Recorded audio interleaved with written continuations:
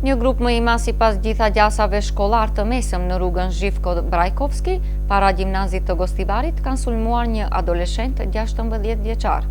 Në tentim për ta penguar sulmin dhe mbrojtur adoleshentin, është përzier një djalosh 21 vjeçar, i cili rastësisht është gjetur aty afër. Grupi është hedhur edhe atij duke shkaktuar lëndime në trup dhe kokë. Të ditë kanë kërkuar ndihmë mjekësore në spitalin e Gostivarit, ndërsa më i mëshuari është mbajtur në spital për mjekim.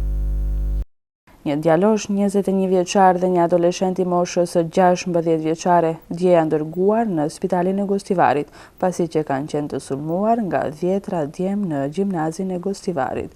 Sipas sektorit të punëve të brendshme Tetov, një grup më i madh, sipas gjitha gjasave shkollar të mesëm, në rrugën Zhivko Brajkovski, para gjimnazit të Gostivarit, kanë sulmuar një adoleshent 16 vjeçar.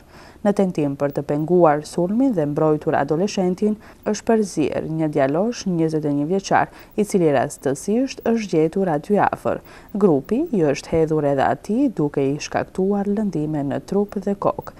Që të dytë kanë kërkuar ndihmë mjekësore në spitalin e Gostivarit, ndërsa më i moshuari, pra 21 vjeçari, është mbajtur në spital për mjekim.